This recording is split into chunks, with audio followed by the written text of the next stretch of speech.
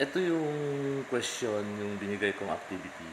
Why is it the population mean values matches the sample mean distribution values? Ibig sabihin, bakit ang population mean mo ay parehas sa sample mean value mo? So, parehas lang yan. Let's say, for example, I will relate this one um, to a situation wherein yung negative ang palagi ang thinking mo, palagi kang nag-iisip ng masama, palagi kang nag-iisip na you have this low self-esteem, hindi mo kaya sa buhay, hindi ko kaya yan, malabo yan, so palagi ganyan ang nasa isip mo, nag-reflect yan sa future mo. So, ibig sabihin, sa future, maybe you will end up frustrated, discouraged, okay?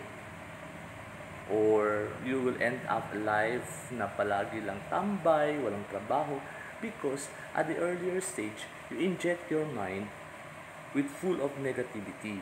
So, ganun lang yun. Kung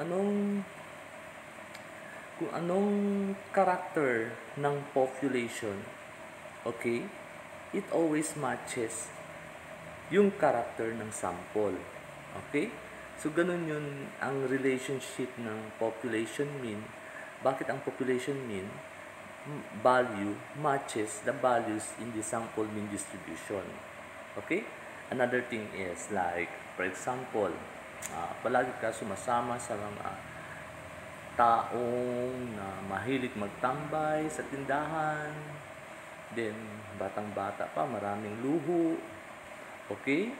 Palagi pasyal ng pasyal, instead of finding ways to earn an income, palagi sila palaboy-laboy, tambay-tambay din sa mall, walang ginagawa, and they spend a lot of money, wasted their money, and wasted their time at the earlier stage.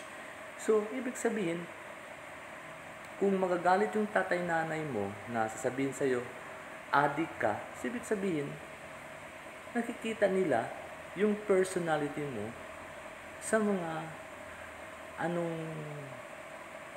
mga grupo kang palaging sumasama. So, aware sila.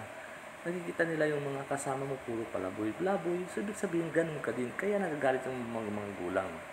So, yun, ibig sabihin yun. Ikaw ay yung sample galing sa population mean values, which is your group of friends. So, ganun yun.